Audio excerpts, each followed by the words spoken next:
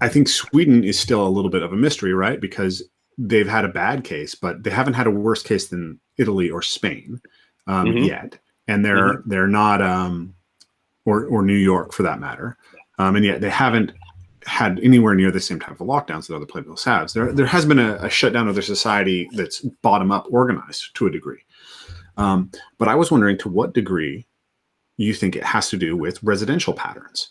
So my theory, and I don't, this is a hypothesis, my speculation, I should say, is that essentially this will spread very slowly in populations that predominantly live alone, versus populations that live in multifamily residences. And that this might explain a lot of the heterogeneity. So and we know, Sweden, for instance, that in Italy, their screwed up economy, which is such that nobody can afford to live in their own apartment until they're in their late 30s. So they live at home with their parents and grandparents. That contributed enormously to the explosion of cases there. I think demography, this is where we kind of go back to what we started off talking about, complexity, where it's right? like, you can't isolate any single factor. I mean, I think there's a single factor that's playing a huge role in Southeast Asia, but in the rest of the world, it's a combination of all of these things. It's a combination of blood type. So, we see these results where it's like, oh, if you have type O blood, then you're resistant. No, you're not resistant. You just have a slightly lower risk of going to the hospital if you catch it. That's not the single solution to this.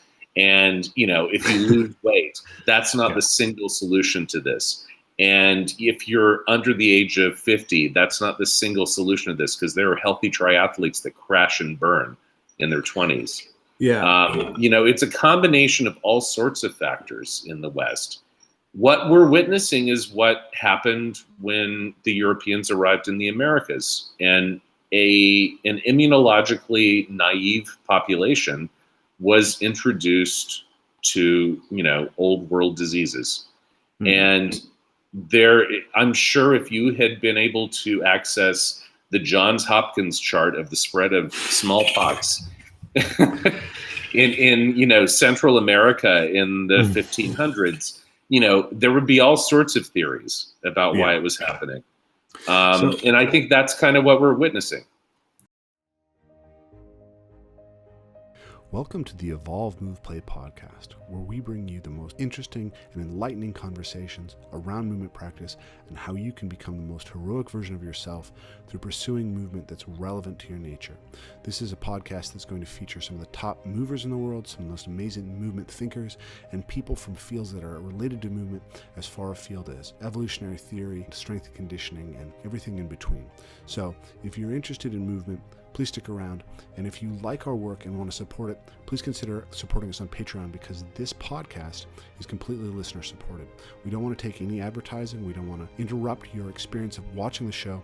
So what really helps us get the best thinkers on, have the time to put these together, have the best quality for you guys as far as audio and video, is your support. So please consider supporting us and enjoy the rest of the show. Hey guys, welcome back to another episode of the Evolve, Move, Play podcast. So this week we're bringing our second half of my conversation with Spencer Wells. So if you've followed the first half, Spencer Wells is an extraordinarily intelligent man with a wealth of experience in population genetics, in genomics, even in virology and immunology, with a lot to say about geopolitics and history. So it's been a fascinating conversation so far. I think you guys are going to enjoy this. Before I get into what this conversation is about, though, we need to make an incredibly important announcement. So on last Friday, we announced the Embodied Movement Summit. So we mentioned this in an earlier podcast, but it is now out. You can find it. It is in the link below, and it is going off like crazy. People are going just crazy for this event. We've had the biggest response we've ever had to anything we've put out. Tickets are just disappearing. So we're incredibly pleased. And, I've had conversations, like 20 conversations the last day with all the speakers as we're getting ready and kind of getting everyone on the same page. And I just cannot tell you how excited I am about this. We've got Kelly Starrett, we've got Nick Winkleman, we've got John Vervaeke, we've got Sebastian Foucan. We've got some of the best parkour guys, some of the best movement thinkers, some of the best meditation guys. It's all over the place. You can check it out below. You can click over, see all the speakers. It's going to be an absolutely amazing event. We are really focusing on this idea that we need to embed as much meaning in our movement practice so that the movement practice can get us the greatest benefits and so it's as sustainable as possible, because most people, maybe they pursue sport and that's meaningful for a while if you're, very talented and naturally competitive, but eventually that's exhausted. And for most people, the exercise paradigm is not meaningful.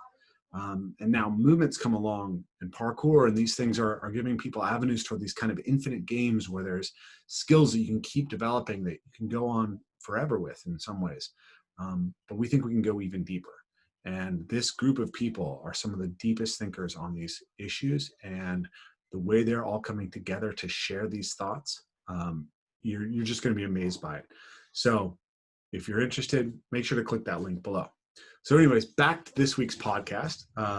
Spencer Wells and I are going to go into his theory of why there might be herd immunity in Southeast Asia and what that has to do with pangolins and horseshoe bats, and what that tells us about what we might expect from COVID-19 going forward. Also, we're going to talk about, maybe a worst case scenario.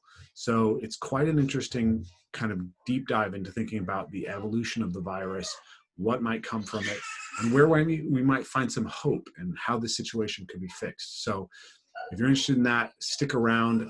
It's another fascinating conversation. So without further ado, my second half of my conversation with Spencer Wells. The world we see today is it's kind of like if you took a really complicated drawing on an Etch-a-Sketch and then shook it up, and you see like little outlines of what was there before, but we have no concept.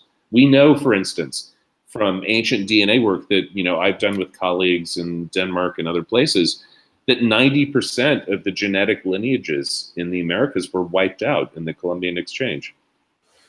90%. Yeah. I've read 1491 and 1493. Yep. I think are two of the best books that anyone can read. And I actually think that they help me a lot in understanding and kind of having the right set of priors to comprehend what was going to happen with coronavirus. Mm-hmm. Right? Like, I think that one of the reasons why so many people are resistant to this is because they just don't have any mental reference for what pandemics were like and how much they drove history. Absolutely. I mean, listen, one of the books that I read as an undergraduate that had, the strongest effect on my view of human evolutionary history, but particularly human history, was Plagues and Peoples by William McNeill. Okay. And he makes a very compelling case for why, pandemic diseases have driven so much of human history. And so many of these events that, on the surface, if you really don't know that much about history, seem random and disconnected. Like, if you look underneath the surface, there's often a disease that's connecting these events. Yeah, I was talking about this on a recent podcast with sexuality, right? I think that people really underestimate how much the sexual mores in a society depend on the venereal diseases in a society. So we have this idea of Europe as having this extraordinarily straight-laced, repressive sexual culture. And I think, it's harder to know for sure. But if you look at traditional folk songs, they look like Chaucer's tales. Despite what despite what you saw in the church culture, it seems to me like the average peasant really wasn't too bothered by it in the 1100s. But once syphilis hits and like people are going crazy from it, all of a sudden it's like, well, that's the Victorian period. And I don't think people recognize that. Syphilis is really interesting because syphilis still hasn't been solved. Yeah. Okay. I don't know where it came from.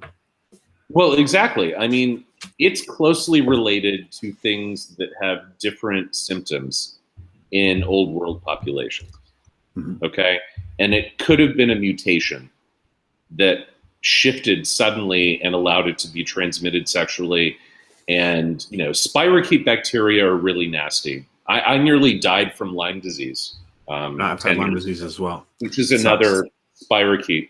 It infected my heart, and I had a complete heart block, and I was in the cardiac care unit for 4 days with a heart rate of around 15 to 20 beats a minute, but it was random, and the heart line the EKG was off the charts and crazy. But spirochetes are weird.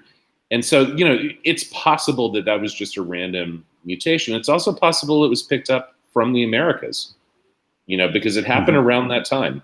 Yeah. And so that's been a huge debate. An ancient DNA is going to solve this eventually. And, there have been reports of, we found a spirochete in pre-1500 bones from, Ecuador, things like that. But the jury's still out.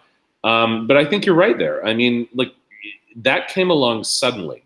Around the time of it was before Voltaire, but Voltaire wrote about that.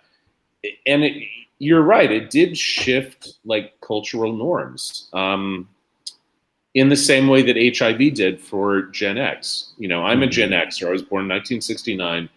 I was, starting to think about becoming sexually active in the early 80s. And that was right around the time when AIDS was like, okay, you have sex and you're going to die. And so that had a huge impact on my generation. It was like, oh my God. Because remember, we were coming out of our parents wanton, crazy orgies. My parents were relatively straight-laced, but still some of the shit that went on in the 70s. Yeah. Oh my God.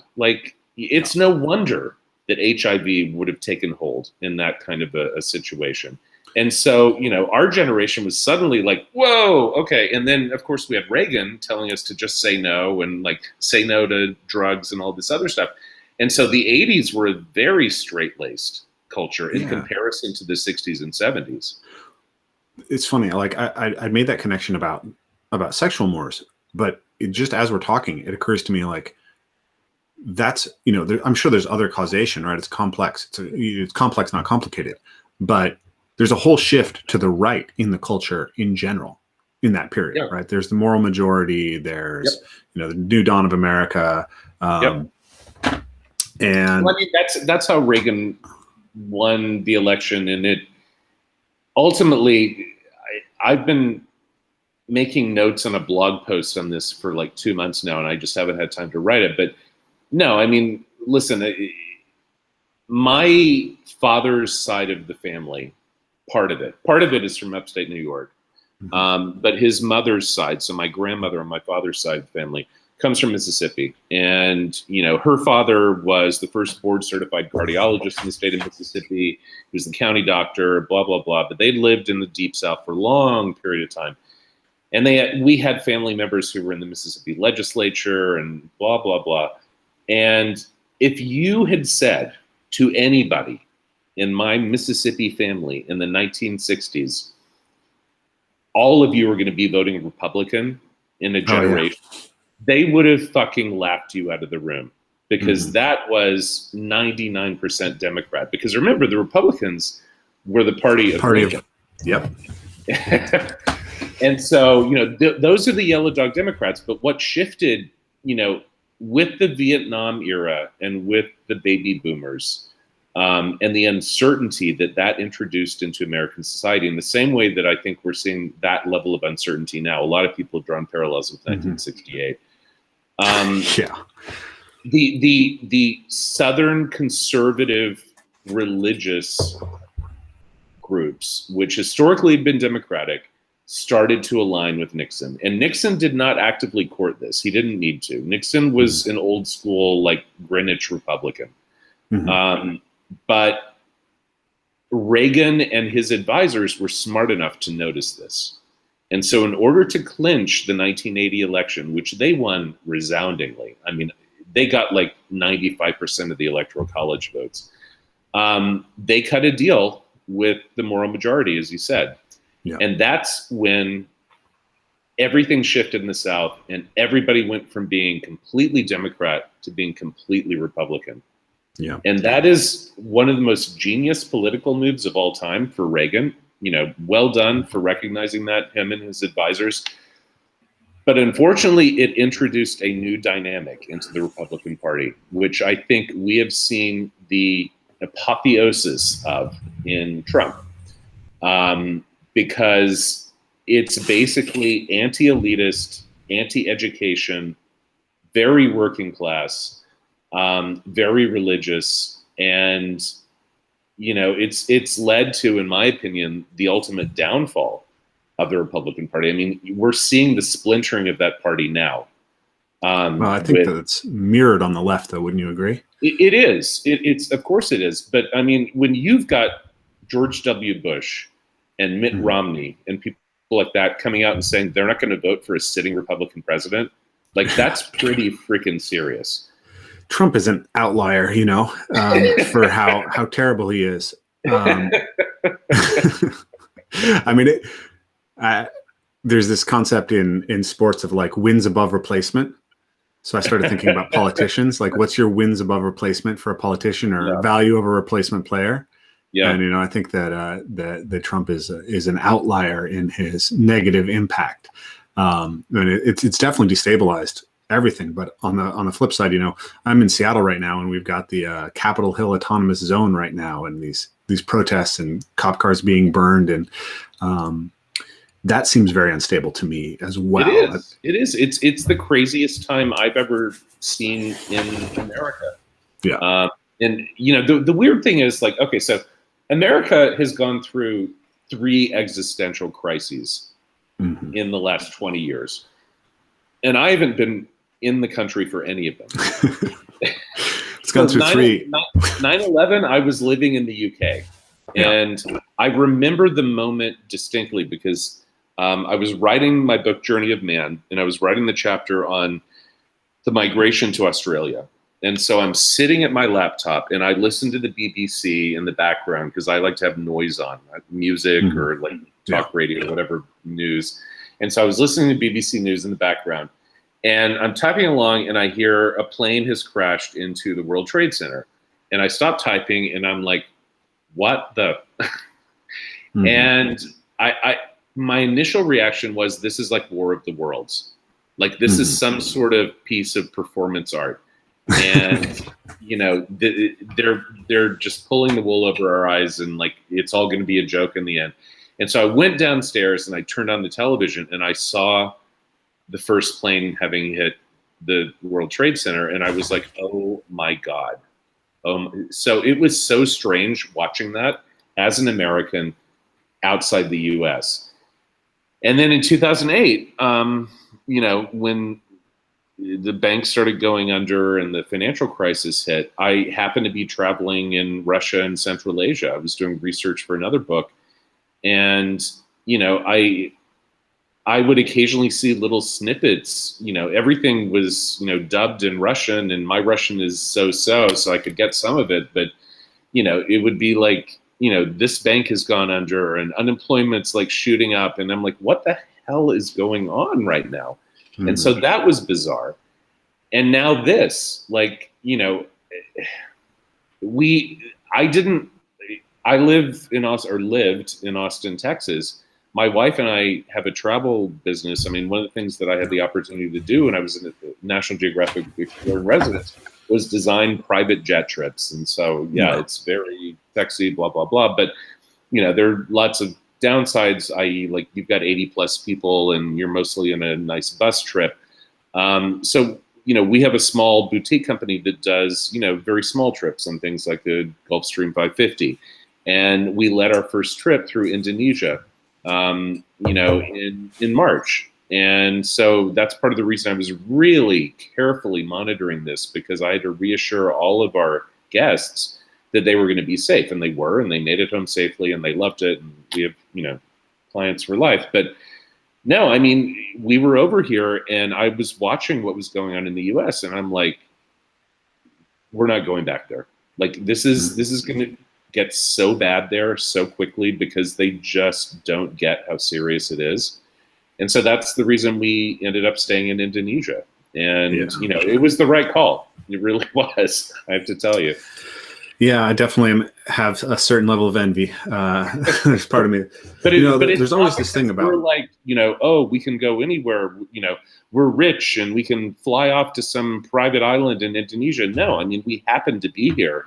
Yeah. And it was just a question of like, realistically, where do we think we're going to be safer?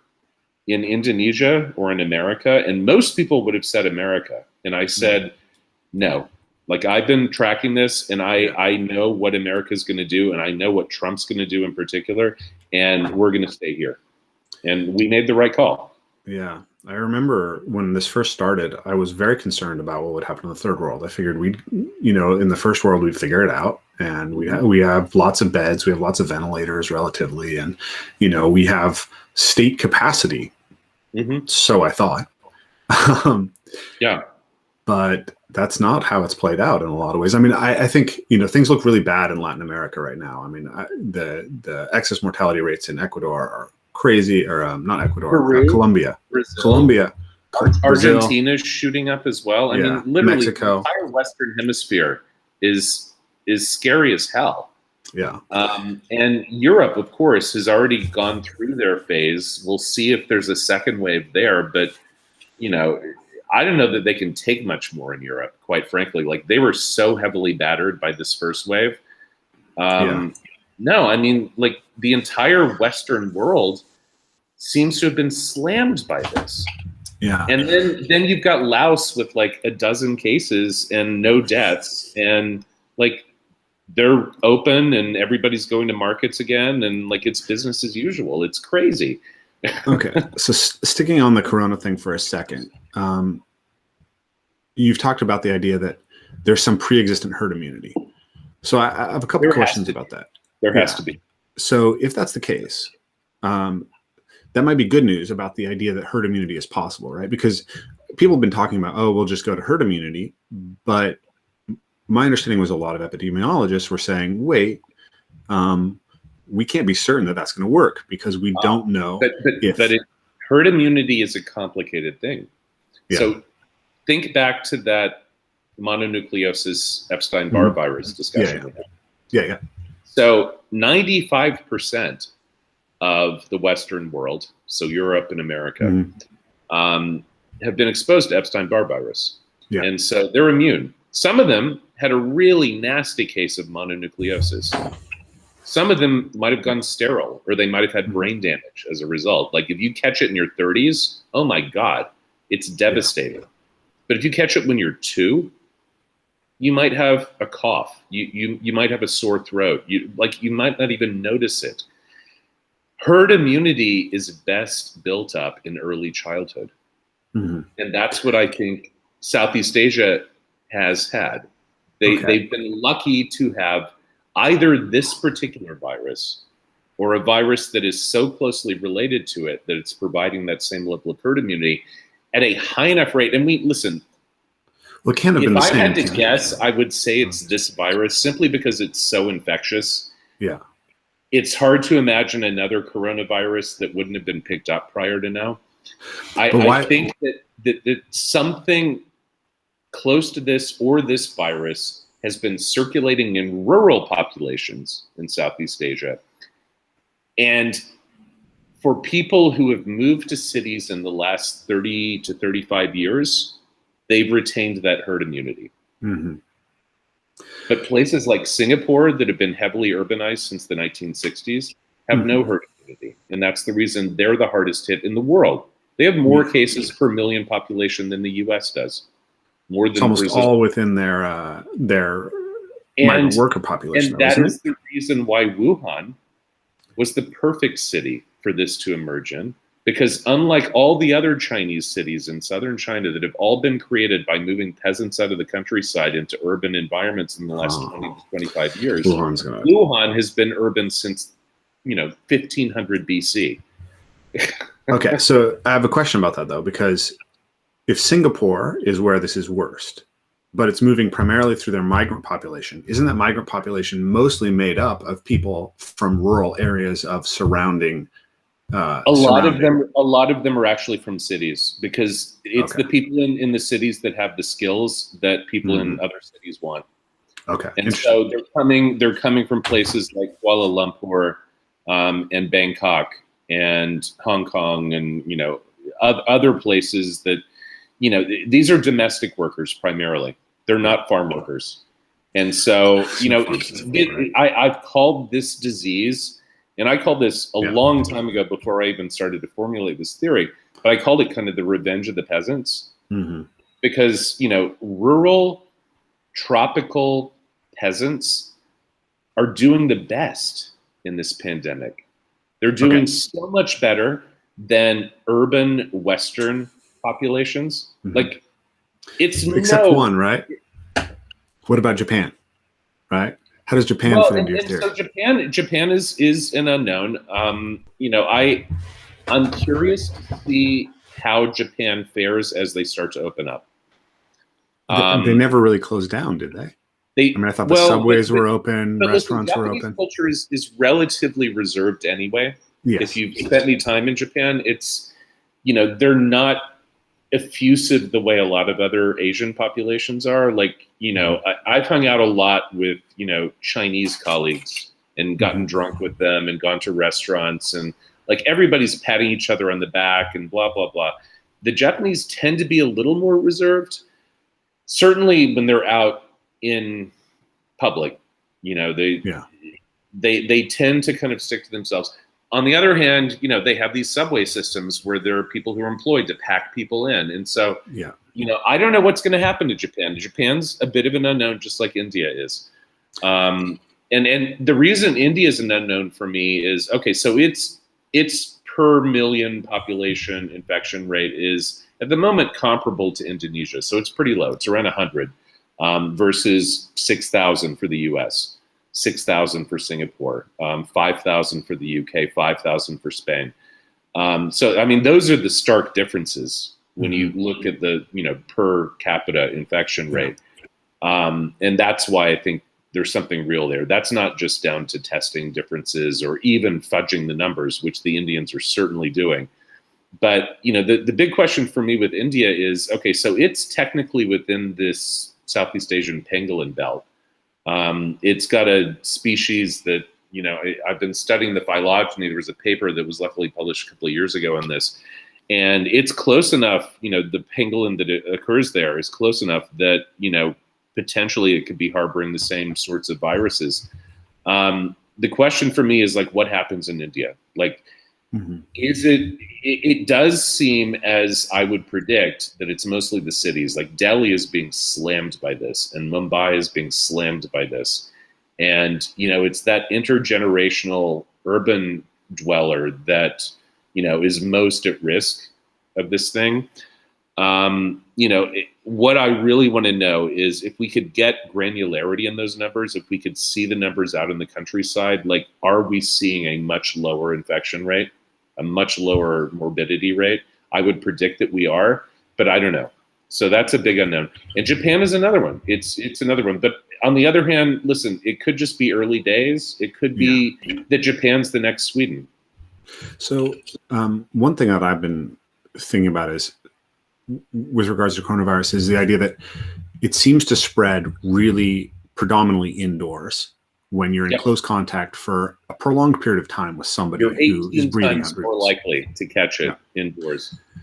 So also there's it's aerosolized. Yeah. So it can float around for up to 45 minutes, and it can be spread through air conditioning systems. Yeah, I've seen the hell out of everybody. The HVAC, with the HVAC restaurant study, where people who were downwind of the HVAC got infected, and people who weren't didn't get infected. So I think Sweden is still a little bit of a mystery, right? Because they've had a bad case, but they haven't had a worse case than Italy or Spain yet, and they're not, or New York for that matter, and yet they haven't had anywhere near the same type of lockdowns that other places have. There has been a shutdown of their society that's bottom up organized to a degree. But I was wondering to what degree you think it has to do with residential patterns. So my theory, and I don't there's a hypothesis, my speculation, I should say, is that essentially this will spread very slowly in populations that predominantly live alone, versus populations that live in multifamily residences.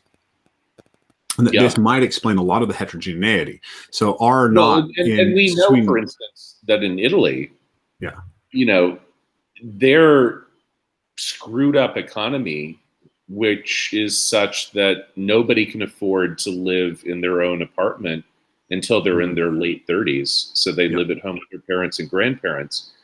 That contributed enormously to the explosion of cases there. I think demography. This is where we kind of go back to what we started off talking about, where it's right? like, you can't isolate any single factor. I mean, I think there's a single factor that's playing a huge role in Southeast Asia, but in the rest of the world, it's a combination of all of these things. It's a combination of blood type. So, we see these results where it's like, oh, if you have type O blood, then you're resistant. No, you're not resistant. You just have a slightly lower risk of going to the hospital if you catch it. That's not the single solution to this. And, if you lose weight, that's not the single solution to this. And if you're under the age of 50, that's not the single solution to this, because there are healthy triathletes that crash and burn in their 20s. It's a combination of all sorts of factors in the West.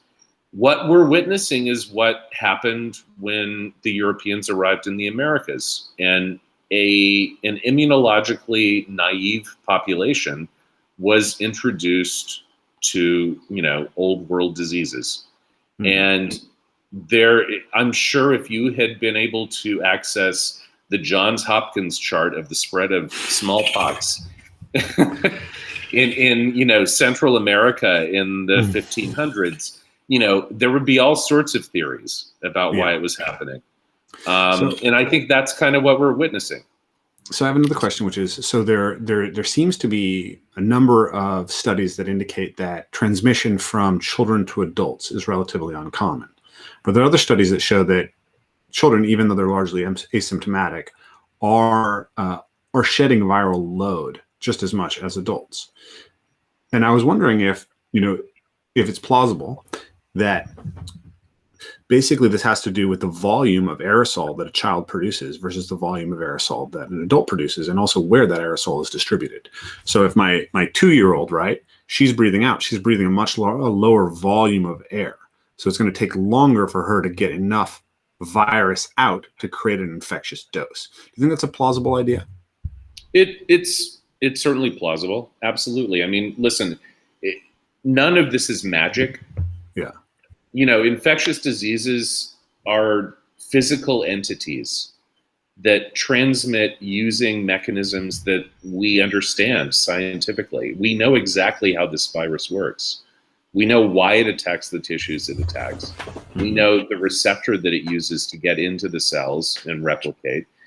We have a pretty good idea of why there are sex differences, and part of it has to do with the fact that women have 2 X chromosomes and men only have 1. And there are a lot of immune system related genes on the X chromosome. The basic biology is pretty well understood. And so that is entirely plausible. On the other hand, I would not go so far at this point to say that children can't serve as vectors, because, listen, I have 2 daughters. Mine are now grown up. I'm at the other end of that journey that you're just starting out on if you have a 2-year-old. So mine are 18 and 20. And I can tell you that when they were 3, 4, 5, dude, they came home sick all the time, and I've never caught so many colds and flus and, weird random respiratory diseases. And that's kind of what I think, is that children can serve as vectors to, adults. It's really a question of exposure. And as you say, it might have something to do with viral load. The jury's still out. And I think there are a lot of very speculative, non-peer reviewed studies that are coming out right now. I mean, remember that everything you're seeing in medRxiv has not been peer reviewed. Yeah. So a couple more coronavirus questions. I think that, people talk a lot about the IFR, and I think, IFR and R naught, like, I think there's probably some variability, right? So depending on the health and the age structure of your population, like if your age structure of your population is mostly baby boomers, specific, right, is going to be IFR a lot higher. Is individual specific. That's the reason we need to create this. Yeah. Because IFR, IFR, if you are a 75-year-old with type 2 diabetes and existing pulmonary problems, your IFR is probably 15%, 80%. 80%. Okay. 80%. Okay. Yeah. Jeez. If you are a young woman, age 17, physically active, normal or thin body weight, your IFR is probably 0.1%. And real briefly, so people have been talking about, this is just like the flu, right? And the idea is that the flu kills 30,000 to 60,000 people per year. And if you derive the IFR, then, it's I guess, a 0.1%, right? It's a tenth of what the 1% is. But my understanding is that that's a speculative IFR too, right? Like that's a model, and it might even be lower than that. So what do you know about that? How does the IFR of flu actually compare? Like, what are the hard numbers? Because the models for flu are not that strong. Flu varies. Yeah. And this is why the flu vaccine is not effective. Yeah. It's moderately effective if you're lucky. And so I've talked about, do you know how flu vaccine is developed? Yeah, I'm aware of that. So the WHO, they try to project.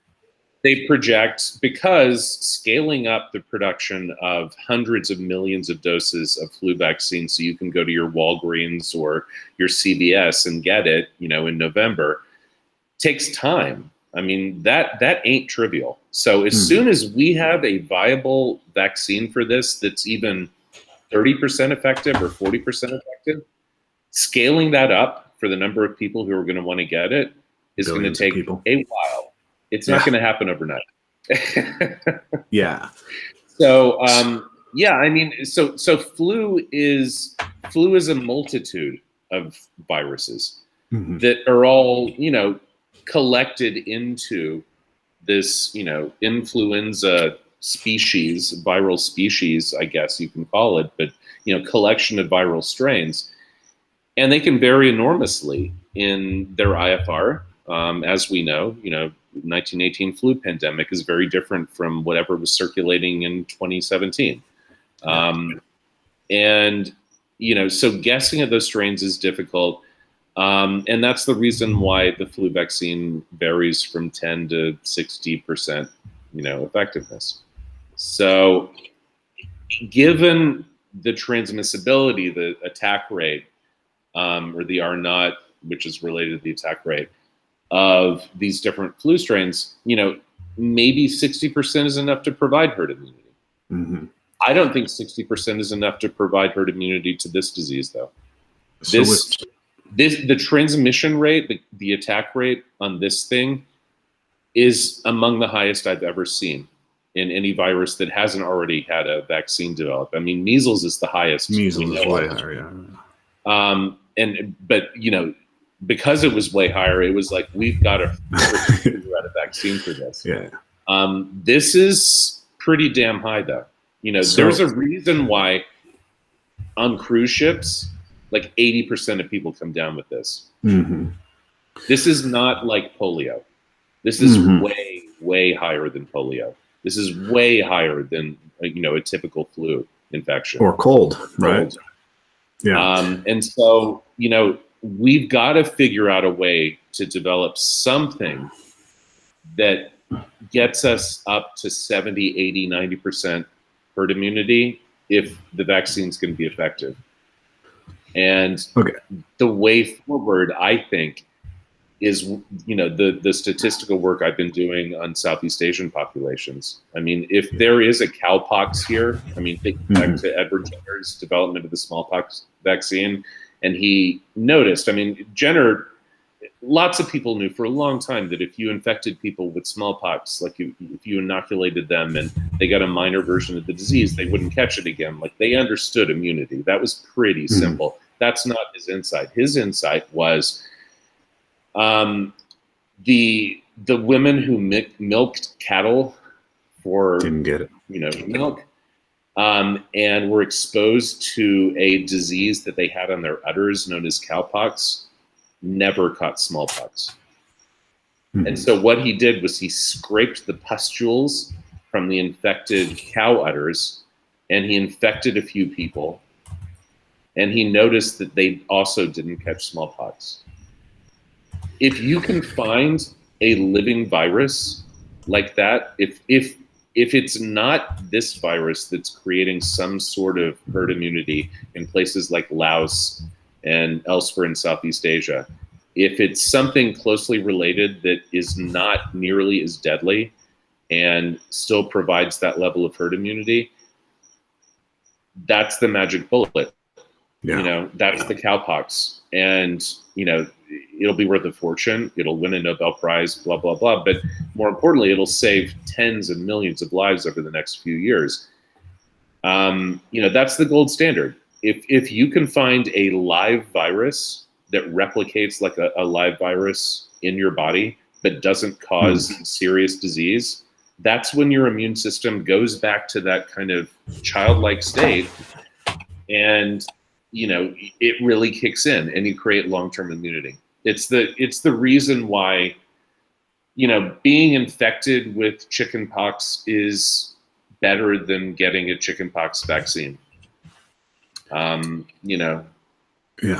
Live viruses they kick your immune system into hyperdrive, and they cause the generation of all of the varieties of B cells that generate the antibodies that are going to provide the long-term immunity in a way that, simple like protein, chunks that are presented as antigens won't do. You can get lucky sometimes, and, the viruses that you're immunizing against don't evolve.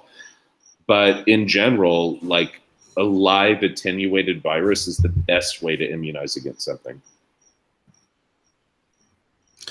Well, I'm glad you have a hopeful message, because I've seen some not so hopeful ones from you. And I'm actually very excited about this. I mean, I think it's scientifically fascinating. I also think it can save everybody's lives. But it's really something that just come out of looking at these statistics. And, again, like, if you had asked me in late January, what are the countries that are going to be hardest hit by this thing? I would have said Laos, Vietnam, Cambodia, Thailand, Malaysia. What are the countries that have been the least hard hit by this? Laos, Vietnam, Cambodia, Thailand, Malaysia. It's just like, it's a complete upside down pattern. And so there has to be some explanation there. And I'm trying to figure out what that is. So I saw a paper that said that there might be a pre-existing immunity that could be up to 40 to 60% of the population from coronaviruses. Was that specific to Southeast Asia? I didn't get a chance to read the whole thing, or was that something that they were saying was circulating more widely? There hasn't been a lot of work done in Southeast Asia. I mean, listen, I'll be honest with you.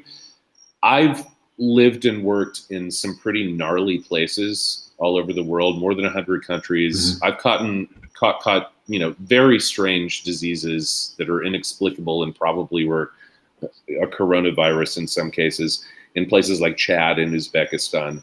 I feel like I'm immune to this thing. Like, I feel like all the travel I've done over the last few months in this part of the world, I've been exposed to it, and I haven't gotten sick once. I'm as healthy as I've ever been. I haven't been sick since last fall. I had a cold in like September or something.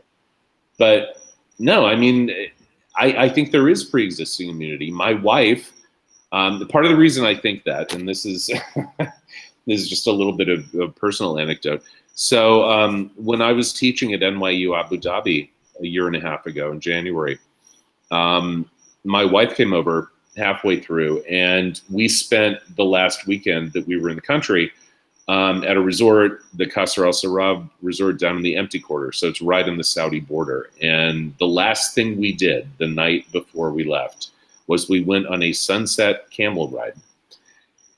And my dear wife, who's, very loving, and, she's INFJ to my ENTJ, she snuggled with the camels, several of them, at the end of this in the sunset. And we got home, and about a week later, she came down with the worst flu she'd ever had. And it got worse and worse. Okay. And she went to the doctor twice, and her blood oxygen levels were dropping to a point where the doctor actually called me. This was just her, personal physician, called me and said, listen, you have to pick her up because her blood O2 levels are so low that she can't drive. She might black out, and you need to take her to the emergency room. And so, I took her in, and I was talking with the emergency room doctors, who were very cocky, the way that, a lot of American doctors tend to be. And I was like, you should probably be wrapping down this room we're in right now, because I think she's been exposed to MERS. I think she has MERS. And they said, what's MERS?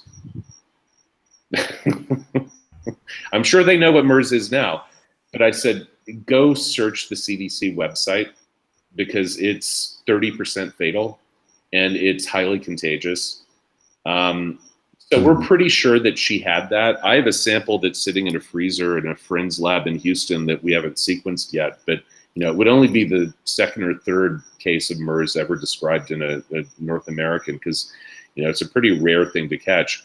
You have to essentially do what she was doing, cuddle up to camels to catch it. But we had close contact, throughout this whole process, and I never came down with any symptoms. So I just feel like I have some kind of immunity to coronaviruses in general. I wouldn't want to test it out. I wouldn't want to stand in a room with people who are infected coughing on my face. But, I think there is herd immunity. I think there is some kind of herd immunity, and figuring that out is going to be the solution to this. I'm glad you see a solution. Let me ask one more coronavirus question, which is about morbidity, right? So morbidity is everyone's talking about this. Morbidity is the everyone's talking about the IFR, talking about the R naught, and then there's this idea: 80% of the people who get it, who know that they get it, have a mild case. But I'm seeing, case reports from people who are saying, I've never been this sick. I'm sick for months afterwards. We're seeing neurological impacts on the testicles, impacts on any number of systems. And what I haven't seen until quite recently is any estimate of what percentage of the people who get it have some kind of morbidity. I recently saw something that said 5%. So I'm curious if you know how solid that number is, and also what's the age distribution of that? If you're 30 years old, or the 17-year-old fit female that you're talking about, okay, you don't have to worry about dying, but do you have to worry about having permanent lung damage and ground glass opacity in your lungs? Yeah, I mean, the morbidity is what scares me much more than the mortality in this. It's the reason why this has had such a huge impact on the world economy. A disease that literally had, a random mortality rate of 1%, where people caught it and they just dropped dead, wouldn't have had this sort of impact. But this disease, the people who die in a slow, drawn out, painful fashion in hospitals, using up tremendous resources. I mean, oh my God, I couldn't even begin to imagine paying out of pocket for going into the hospital in the US with this if you had a nasty case and survived.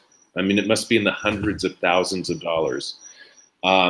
That's the impact that's really going to affect things.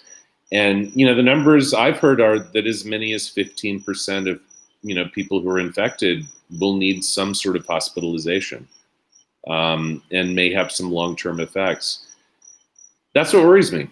So if, as seems to be the case, the US is unwilling to do a proper lockdown when the second wave hits, which it started to do now, and I don't think they're going to. And honestly, I don't think they should for various evolutionary reasons, because I think they could create a superbug if they did. But, they're going to go for herd immunity.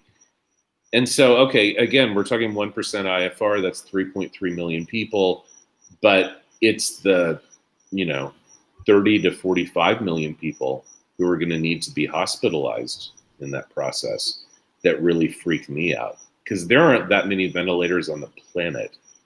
You couldn't even begin to scale up ventilator production to deal with that many people going into the hospital.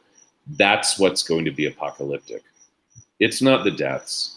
It's the people who are going to need medical care to survive and won't be able to get it. And that's when the IFR is going to tick up, by the way, because IFR is dependent on access to decent healthcare. And if that goes away, if your healthcare system is overwhelmed, and by the way, last week, before things really started to tick up, the largest healthcare system in Arizona was already overwhelmed in terms of access to ventilators. What's coming in July, right? What's coming in July and August is going to be something that the U.S. has never seen in its history. And, I've been trying to tell people this for a while, and everybody's like, you're being alarmist. And, and I hope I'm wrong. If I'm wrong, I just end up looking like an idiot. But if I'm right, we're going to see something that no one's ever seen before in a country as rich as America. So I've tended to think about it like, Tyler Cohen had this idea of the base raters versus the exponential people, right? Like you're looking at it and saying, oh, my prior is that, flu acts this way, other colds act this way. It'll probably revert back to acting this way. So that's the base rater, right? And then the exponential is, but it has this potential, right? And so my attitude has been, there's probably a good chance that the base rate case happens, but the risk of the exponential function is so high. And it's even if it's like 60% likelihood that it mutates to a less nasty version, and and it turns out that that 30% that 300% more people are getting it than we're seeing. If there's a 40% likelihood or a 10% likelihood that the IFR is higher than we've seen, as was the case with SARS, right? With SARS, while it was happening, they thought the IFR was 3, and it turns out it was 10% once they accounted for everything. You have to behave as if that's what's going to happen. So I'm curious, or do you see this as just deterministic? It is now, we know enough that we know it's going to go the bad way, or is there still a substantial chance that what's happening in Sweden, for instance, is an indication that it won't necessarily go the worst way, and there's a chance that it's going to play out in a better way. But the curves that have come out in the last few days are absolutely clear. There is a second wave that's already begun. And it turns out California, of all places, we like to think California is really, advanced and modern and, on top of this sort of shit. California never actually left the first wave. California has been in a continuous wave. Texas actually was starting to get things under control, but, Greg Abbott just really wants people to get back into those restaurants and offices.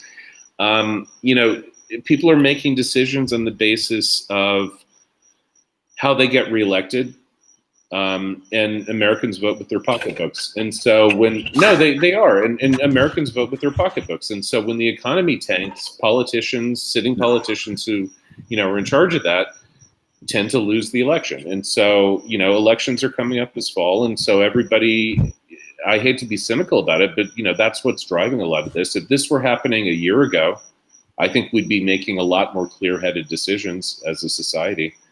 But it's happening in 2020. This is the perfect storm. I hate to say it, I know as a scientist that this virus was not created and released on purpose in order to do what it's done and is doing and will continue to do. But if you were going to create the perfect pathogen to wreak havoc in a place like the US or Europe, this is what you would create. You would create something that the fatality rate wasn't so scary. It's not like Ebola. Like if we had Ebola flaming around the US right now, people would be like, I'm not coming out of my freaking house for anything. Like, I don't care if I never make another penny in my life. Like, I don't want to bleed out of my eyeballs. Okay. Like, I'm not doing that. On the other hand, you know, if it had a 0.1%, like a flu-like IFR, people would just ignore it. They'd be like, oh yeah, okay, so it's another flu, and you know, it's a bad one and it's a nasty one, but we'll just incorporate it into, you know, our repertoire and we'll get used to it. But it's right at that level where it's like, it's scary enough, particularly in certain demographics, where people are like, they're freaked out by it. But it's not so scary like, you know, MERS. I mean, if this had a MERS-like fatality rate of 30%, politicians wouldn't be opening up right now. But at 1% on average, yeah, they're literally doing that calculation. I mean, this is something that insurance people do all the time. Like, what's the value of a human life? They're doing this calculation, and they're making judgments based on, you know, assessing values of those dead people's lives. But it's not going to be pretty. It's not going to be pretty when things, you know, when things really hit in the second wave, and when some people are calling. I mean, the unknown factor for me, the really stochastic thing, what I did not expect at this point. I expected civil unrest later on. I expected civil unrest when the second wave hit and people started to get hungry because food supply chains were interrupted. So I was expecting civil unrest in like August. I did not expect the racial, you know, unrest, the civil rights unrest. That's one of those weird historical stochastic things that, like, it's always been lurking there. And we've seen hints of it in the past. We've seen other riots in the US based on, you know, police killings and so on. But that, unfortunately, those are the big super spreader events that are going to take this second wave, you know, to 11. That's what's really Trevor Bedford. Yeah. Trevor Bedford, I calculated, believe that for, like, if we have 50,000 people protesting around the United States, that each day of a protest of that size will produce an additional 300 to 1,100 casualties. They did say that that'll only reach up to about 6% of the casualties that are happening through this disease. But no, and listen, you know, I've had some pretty nasty arguments with people on Twitter about this. You know, people on the left who are like, well, the pandemic doesn't matter anymore, man, because this is all about, you know, fighting for racial injustice and, you know, fighting against racial injustice, et cetera, et cetera. And I'm like, dude, who's going to die? Okay. I know that's what drives me crazy. Who's been dying so far? It's people of color. Okay. They're the ones who are going to die. Not you, my dear, you know, tenured faculty Berkeley professor friends.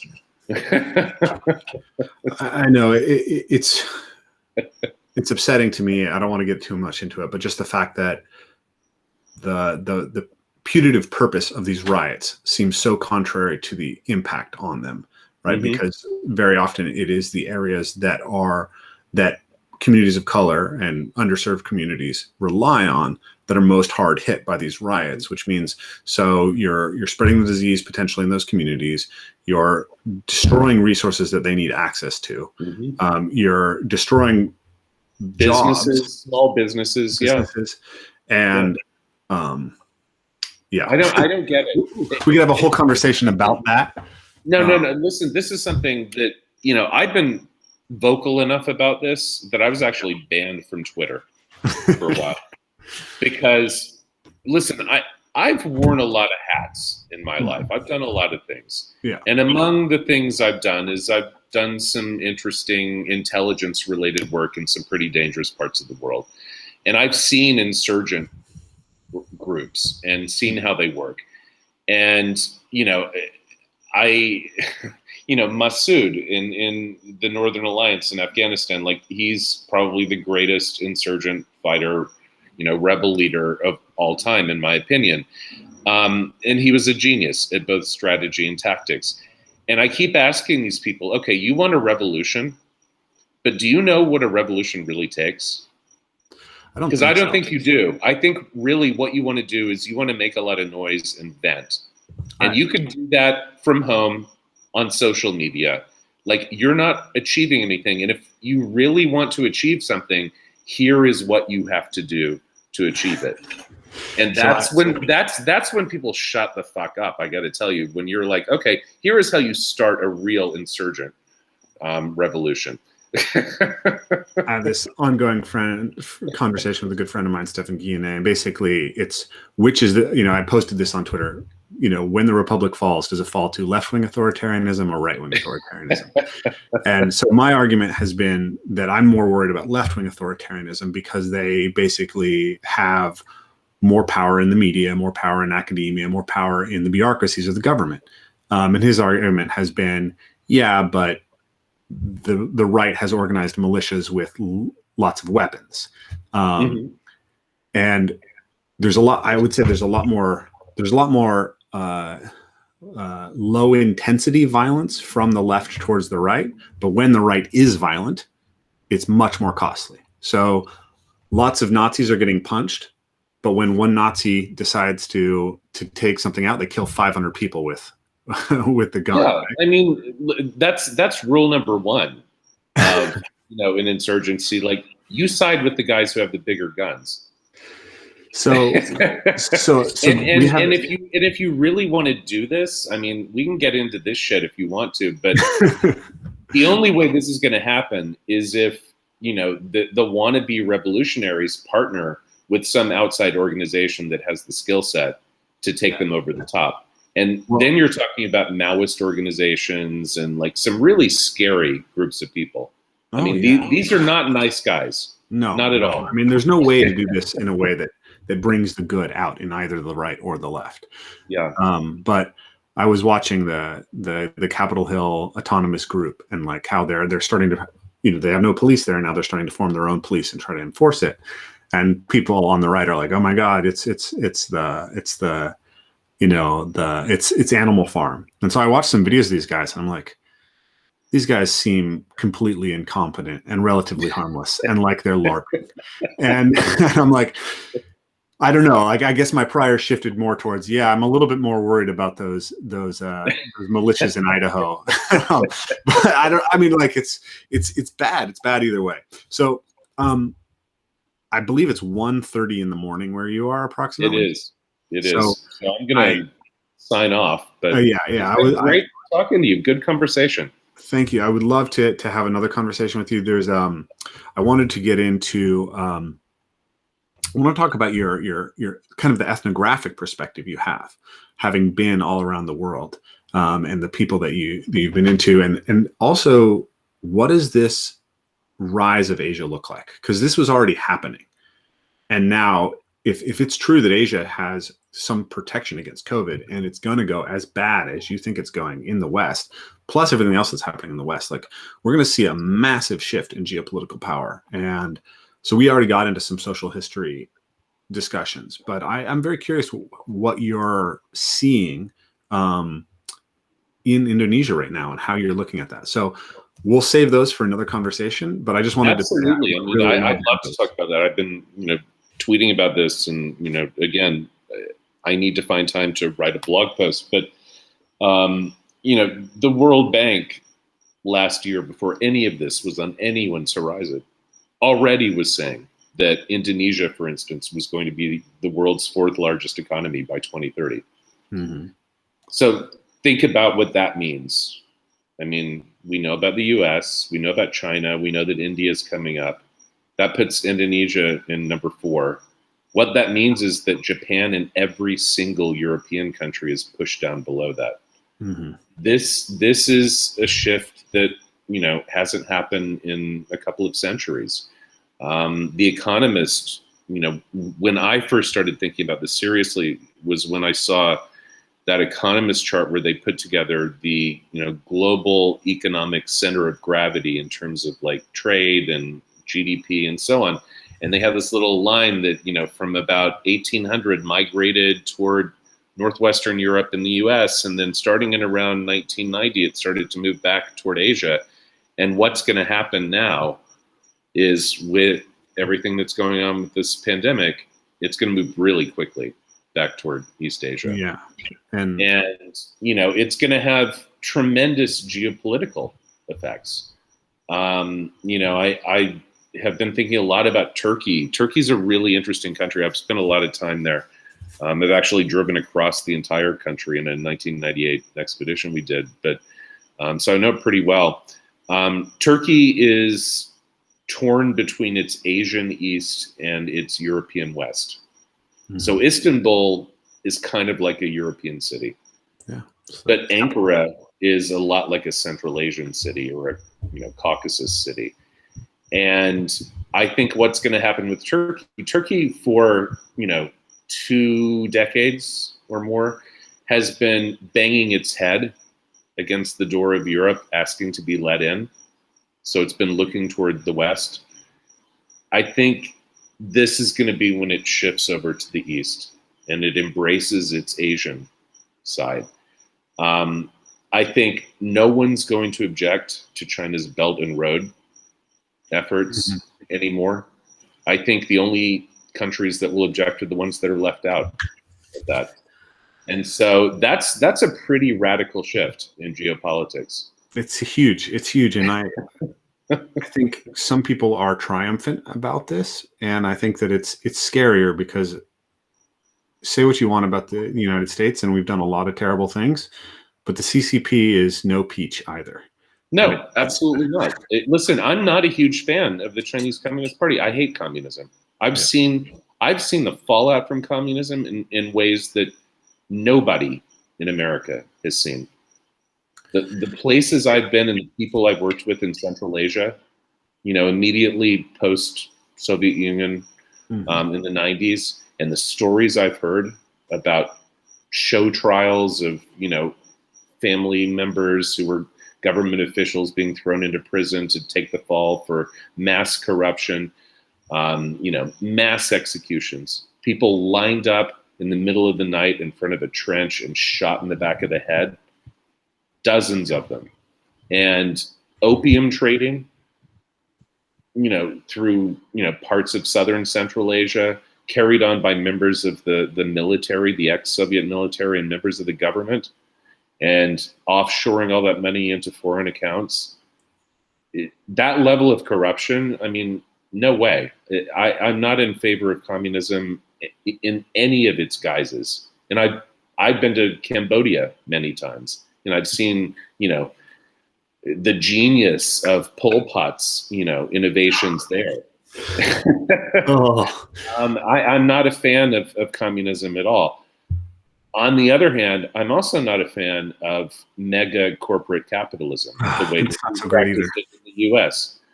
I was just tweeting something this afternoon about so I saw that. The guys that you think of as being like these leaders of American capitalism and, shining lights and, people to aspire to be like Bezos and Benioff and Page and Brin and, Zuckerberg. Those guys did not accumulate that level of wealth by being nice human beings. I don't think so. I don't think so either. So I feel like you and I could go on talking for a long time, and we've been on the line for 2 hours. It took us a half an hour to get set up here. It's late there, so thank you very much, and let's do this again soon. Would you be up for that? Yeah, absolutely. Great talking to you. Okay, Spencer, thank you so much. I'm gonna take care. Boom.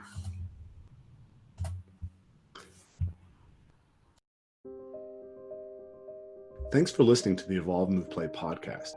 If you want to support what we're doing, make sure to like, share, subscribe, and hit that notifications button so you know what's coming up. And of course, the biggest support you can give is to become a Patreon supporter. This is what's going to allow us to grow this platform more than anything else. So this is entirely listener supported, and we really appreciate your support.